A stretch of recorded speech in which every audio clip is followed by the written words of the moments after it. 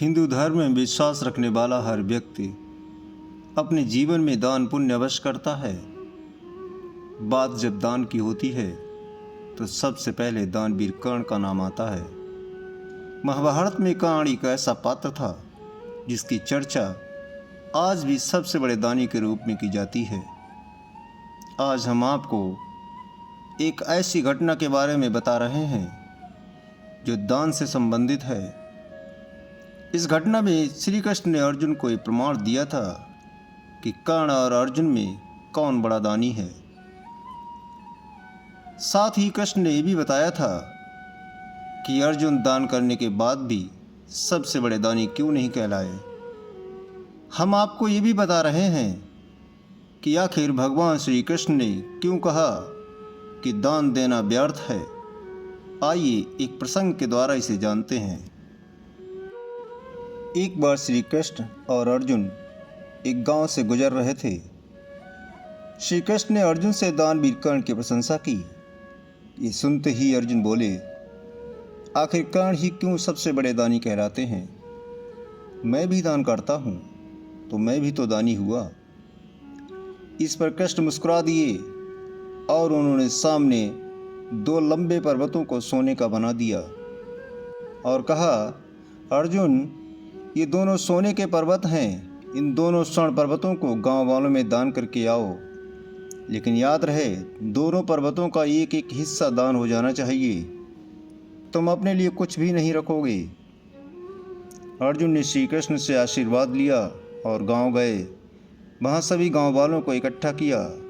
अर्जुन ने गांव वालों से कहा कि सभी लाइन में खड़े हो जाओ। इसके बाद अर्जुन ने सोना बांटना शुरू कर दिया। अर्जुन के इस काम को लोगों ने बहुत सराहा और फिर अर्जुन की जय जयकार शुरू हो गई। अपनी जयकार सुनकर अर्जुन फूले नहीं समाये। गांव के लोग सोना ले जाते और दोबारा आकर लाइन में लग जाते। इस तरह पूरे 2 दिनों तक अर्जुन ऐसे ही करते रहे। 2 दिन बाद भी सोने का पहाड़ रत्ती भर कम नहीं हुआ।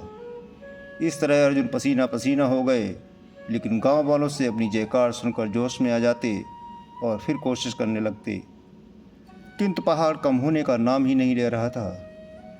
आखिर अर्जुन बोले, हे केशव, क्षमा चाहता हूँ, मैं एक काम और नहीं कर पाऊँगा। श्री कृष्ण ने अर्जुन से कहा, कौन्तेय, तुम्हें सच में विश्राम की आवश्यकता है।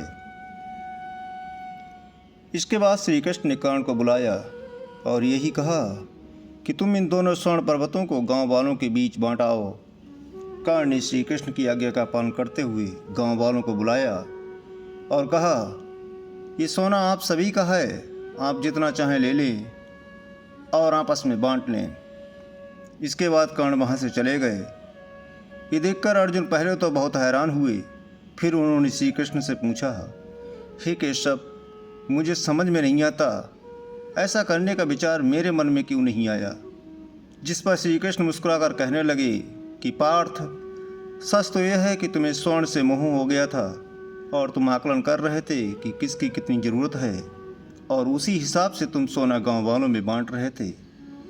जब गांव वाले तुम्हारी जय जयकार कर रहे थे तो तुम खुद को दाता समझने लगे। इसके उलट कर्ण ने ऐसा कुछ भी नहीं किया। उसने दोनों सोने के पर्वत गांव वालों में बांट दिए। कर्ण चाहते ही नहीं थे कि उसकी जय जयकार हो। कर्ण को इस बात से फर्क ही नहीं था कि लोग उसकी पीठ के पीछे क्या बोल रहे हैं। साथ ही कर्ण के मन में दाता होने का भाव भी उत्पन्न नहीं हुआ।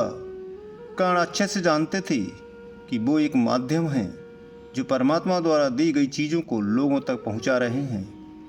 दान कुछ भी पाने की इच्छा से नहीं किया जाता है। इस प्रकार श्री कृष्ण ने बताया कि वैसा दान व्यर्थ है जिसमें किसी चीज़ को पाने की इच्छा हो। आशा करते हैं ये प्रसंग आपको अच्छा लगा होगा। ऐसी ही मोटिवेशनल कहानी, प्रेरक प्रसंग, सुविचारों को देखने के लिए हमारे चैनल को सब्सक्राइब करें। दोस्तों को शेयर करना ना भूलें ताकि वो भी इसका आनंद ले सकें। जय श्री कृष्णा, राधे राधे।